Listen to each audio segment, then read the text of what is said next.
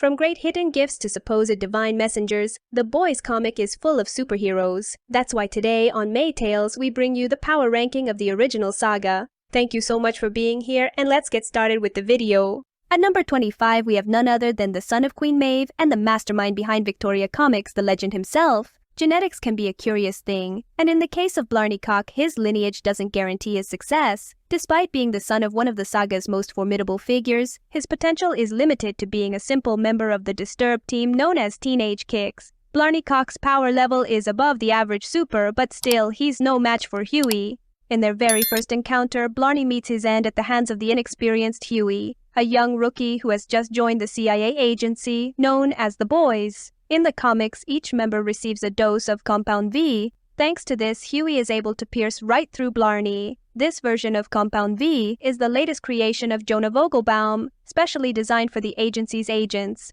So it was configured not to grant the typical powers of its other versions, but to increase the resistance and strength of the Boys by 20 times. True strength doesn't just come from physical power, but from training and discipline. Raw power without control and direction is useless. That's why Blarney Cock is at position number 25, with over 200,000 supers even worse above him. In the comic series The Boys, Compound V grants permanent superpowers, and this significantly influences the power dynamics among the characters. At number 24 on our list, we encounter Hughie Campbell, who earns his spot after undergoing a drastic transformation. Following the tragic death of his beloved girlfriend, Hughie is recruited by the agency and begins his journey into a world filled with supers. Hughie's path is marked by his limited direct confrontations with supers. As the member with the least experience in combat scenarios, his teammates often shield him from dangerous situations. This protection remains intact until Butcher, the team's leader, suspects Hughie's relationship with Starlight and questions his loyalty. Fearing that Hughie might be a Vought infiltrator, Butcher tasks him with neutralizing Malchemical, a psychopathic super. This mission highlights Hughie's bravery and good intentions, but it also exposes the limits of his abilities. Malchemical, a deeply disturbed individual, almost succeeds in killing Hughie, demonstrating that Hughie is outmatched by the more formidable supers. This near-fatal encounter underscores why Hughie doesn't stand a real chance against the higher ranks on this list. Malchemical, while a significant threat, lands at number 23. Despite his notable powers, his unstable nature and erratic behavior keep him from ranking higher among the supers. Malchemical, ranked at number 23, possesses an incredible ability to alter his form at the atomic level. This power allows him to transform and navigate through different states of matter, from solid to gas and beyond. If Malchemical had pursued a PhD in chemistry, he could have easily broken into the top 3 ranks of supers. However, his sole focus lies in satisfying his psychopathic urges rather than using his powers for advancement. Instead of leveraging his abilities for progress, Malchemical spends his time torturing and terrorizing others. This malicious behavior ultimately leads to his downfall. One day, William Butcher seizes an opportunity and uses a simple lighter to immolate Malchemical while he is in a highly flammable gaseous state. This event underscores how raw power without intelligence and self-control can be easily defeated. Despite Malchemical's tremendous potential, his simple defeat by Butcher highlights that intellect and strategy surpass aimless strength. While Malchemical might seem unstoppable in super versus super fights, the addition of a bit of brain power ensures his downfall. Because speaking of simpler supers, at the 22nd spot, we have GunPowder. GunPowder, who makes a brief appearance in the series, is ranked at number 22. In the comics, GunPowder is a member of the Teenage Kicks team. This position is significant because from here on, none of the supers can be defeated by humans without the aid of Compound V. Most supers are clumsy and undisciplined, so any human with military training should have little trouble figuring out how to take them down. However, as seen in the series, despite GunPowder not possessing incredible power, his enthusiasm for firearms forces Butcher to enhance himself with Compound V to match him in combat. GunPowder doesn't play a prominent role in the comics. He is merely mentioned and does not even participate in the battle between the Teenage Kicks and the Boys. Thus, his potential is fully realized in the series, where he becomes defenseless when Butcher becomes invulnerable to the caliber of his weapons. Unlike GunPowder, the next rank features a super who held a competent fight against this Avenger. At the 21st spot, we find Shoutout. Shoutout, ranked at number 21, is the new leader of the Teenage Kicks, a title he earned after the group's disastrous retaliation against the Boys. The agency made his romantic relationship with the former team leader public, adding to the group's turmoil. The battle against the boys was a severe beatdown for the supers, but Shoutout's power proved to be the most competent among them. His ability to fly, combined with his electric discharge capabilities, managed to slightly injure William Butcher. This display of prowess established Shoutout as the new leader of the Teenage Kicks, about America's third most relevant group. However, their previous leader, Big Game, was easily incapacitated by the boys, showing that in the comics, supers don't pose as significant a threat as they do in the series. Ultimately, only a few supers stand above the power of William Butcher. As a general rule, the best supers are found in Payback and the Seven. That's why at number 20 we have Eagle the Archer. Eagle the Archer, ranked at number 20, is a parody of the famous Marvel superhero Hawkeye, often referred to as the Wish version in the comics. His power is limited to his exceptional archery skills. In the comics, Eagle the Archer is a member of Payback, while in the series he makes an unexpected appearance through his association with the Church of the Collective. Neither role is particularly significant. Despite his limited powers, Eagle the Archer's skill level is comparable to that of Soldier Boy in the comics. Soldier Boy, who holds the 19th spot in this ranking, is another member of Payback and represents a more formidable presence in both the comics and the series, especially because the Soldier Boy in the comics doesn't compare to the Soldier Boy in the series. In the comics, Soldier Boy dies multiple times. His first recorded death is during World War II, and since then he keeps on dying. Vought takes any random person, puts them in his suit, and voila, a new Soldier Boy is born. The company takes advantage of the fact that his powers are limited to enhanced strength and durability, two feats easily achievable with a couple of doses of the famous serum. The reason he's ranked so high is that the latest version of Soldier Boy is quite competent. Along with his Payback teammates, he attacks the boys and boasts the prestigious achievement of being the last to fall. This accomplishment places him above his teammates and just below Crimson Countess and Stormfront, who hold the next positions in the ranking. Crimson Countess, ranked just below Stormfront, is the boys' version of Scarlet Witch. She is the first super to truly challenge the boys, putting them in a tight spot. Her ability to manipulate energy and unleash powerful blasts by clapping her hands makes her a formidable adversary. These abilities allowed her to hold a prominent place in Payback. Her energy blasts are so potent that they could eliminate any of the boys if they made contact. Hughie nearly met that fate but was saved by Butcher's dog, who heroically intervened to prevent it. This distraction gave Butcher the chance to take down Crimson Countess. The death of Crimson Countess in a moment of distraction highlights her power, making her a formidable opponent even for the superheroes ranked higher on the list. Now we enter the ranks of the famous Seven. Before Starlight was scouted to join the prestigious team, her position was held by Lamplighter, a superhero many of us connected with as kids. Controlling light is a truly fascinating power, and Lamplighter harnessed his abilities for both defense and offense. His flashes are so potent that he can blind all his powerful teammates in the Seven simultaneously. Unfortunately, Lamplighter's questionable morals tarnish his abilities. He embodies moral decay, culminating in the tragic deaths of Greg Mallory's grandchildren. This atrocity leads to his betrayal by his own teammates. Vought eventually turns him into a zombie, ending his story on a tragic note. Despite his immense potential, Lamplighter's lack of emotional control squanders it. Although his power could easily place him in the top 3, his flawed mind renders him a wasted talent. And speaking of wasted potential, in the next spot we have Love Sausage, a man who possesses a great gift. Of course, we are speaking about his superhuman strength far above the usual levels of supers. Vasily Vosvoreshikin, better known as Love Sausage. He is a highly capable character, full of personality, with two notable flaws. First, his fanaticism for the supposed greatness of Mother Russia blinds him, making him susceptible to manipulation. Second, when the blood in his body rushes to his lower half, the demand is so great that it paralyzes him, leaving him easily defeated in this condition. But when he escapes the politicians who manipulate him and has no issues with his pants, Love Sausage uses his 3 legs to defeat any super who stands in his way. His love for Mother Russia, combined with his unique abilities, makes him a formidable and unstoppable force.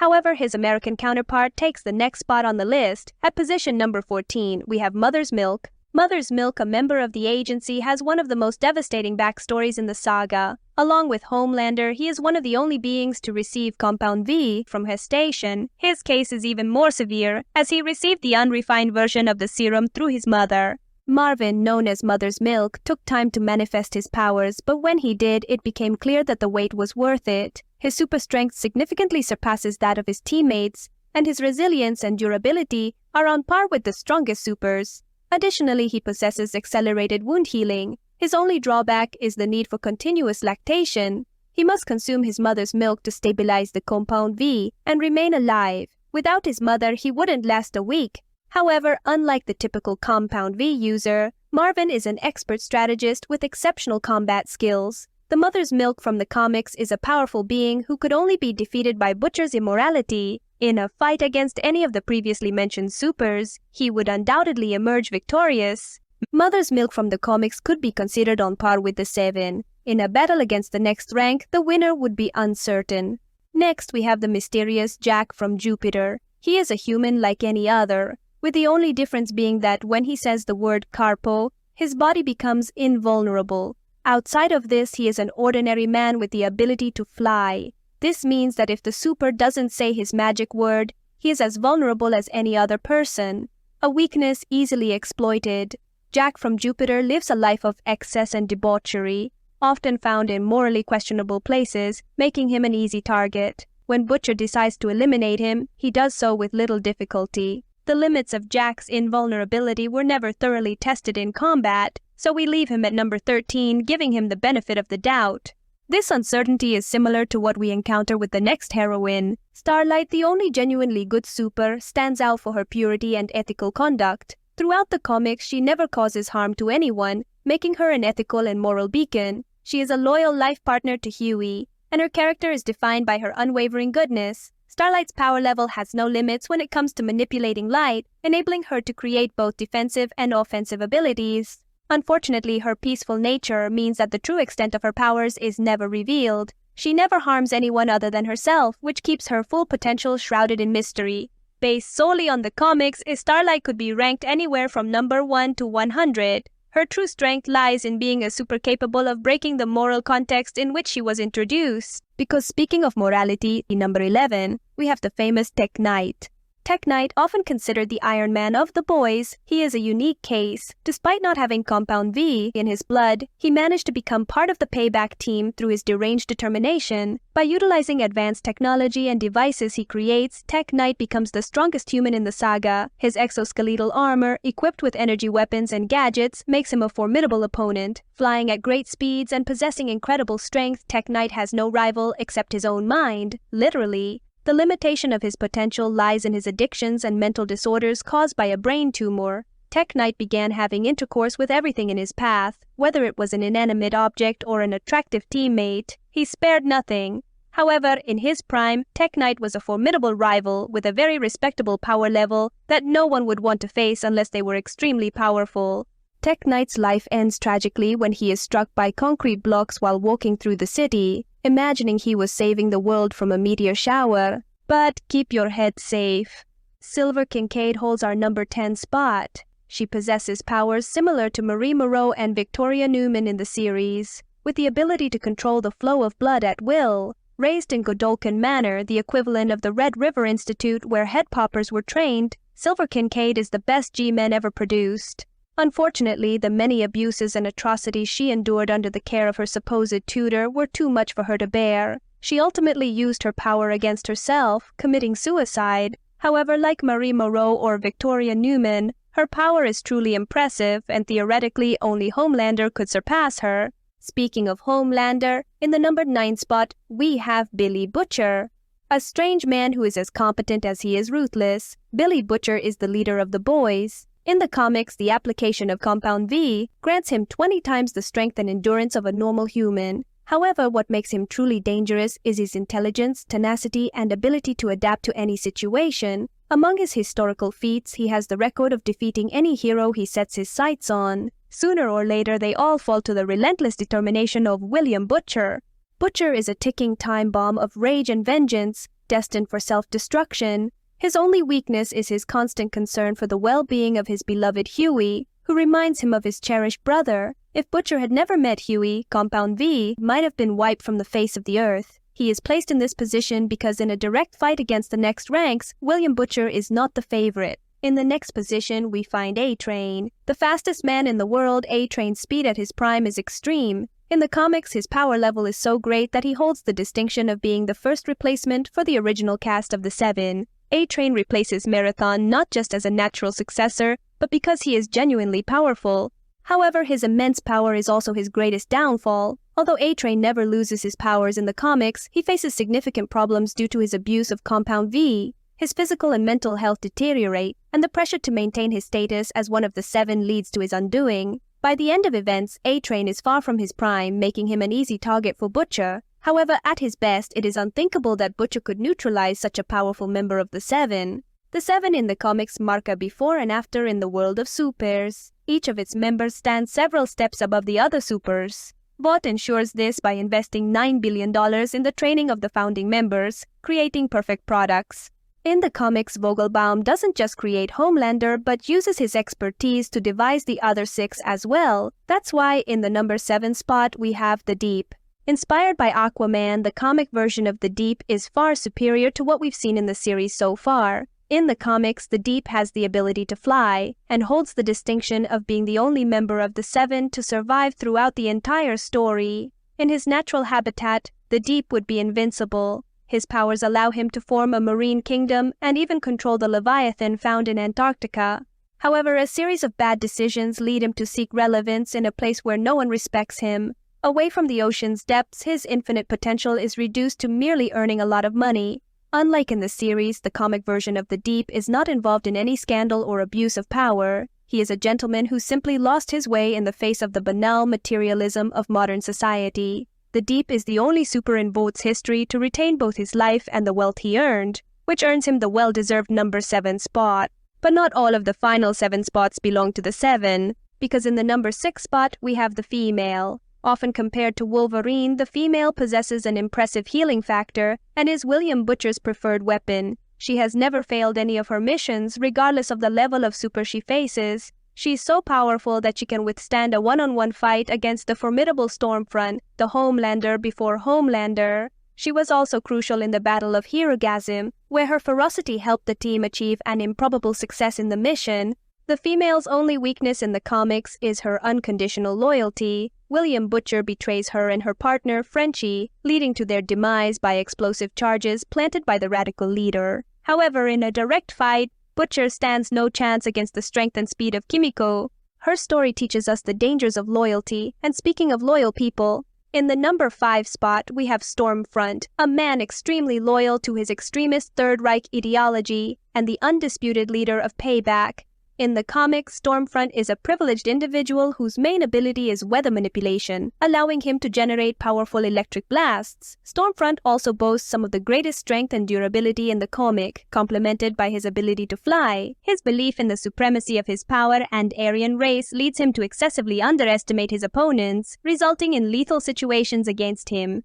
Stormfront is not only capable of defeating the female, but also of overpowering the boys as a whole. The only thing that stops him is the power of Mother Russia. With Love Sausage's help, the boys manage to turn the tide and eliminate the last scion of the Third Reich. Stormfront's power level is limited by his ideology and arrogance, preventing him from learning from his mistakes. This makes him capable of defeating anyone in this ranking, but also being vulnerable to defeat by any super. This brings us to the number 4 spot, where we find Queen Maeve. Queen Maeve in the comics is a heavyweight of Vought. From its inception, the company knew she would be one of the 3 most powerful supers they ever created, inferior to Homelander but superior to any other. Her strength, endurance, and agility are exceptional. Queen Maeve can throw her weapon with such force that she flies through it, showcasing her incredible capability. Though her arc focuses more on her moral conflict than her powers, the reality is that from the legend perspective, Queen Maeve is extremely powerful. Though this narrator might not be entirely trustworthy, she also has the notable achievement of giving Stormfront the Supremacist a biracial child. Moreover, she is the only member of the 7 who abandons Homelander's plan to take control of the United States. She sacrifices herself in an attempt to stop her deranged teammate, and while she is ultimately defeated by Homelander, her true power lies in her ability to confront her own conscience and seek redemption for her past actions. Queen Maeve is the hero the world needs, but not the one it deserves. Because in the universe of the boys, humanity truly has the hero it deserves, the marvelous and benevolent Homelander. The perfect product of Vought America and the undisputed leader of the 7, Homelander possesses classic super abilities along with laser vision, enhanced senses, and invulnerability. Homelander is practically impenetrable, with no known weapon able to harm him. His enhanced senses make him extremely difficult to surprise. However, with great power comes great disorder. The constant corruption and manipulation by Vought feed his mental instability.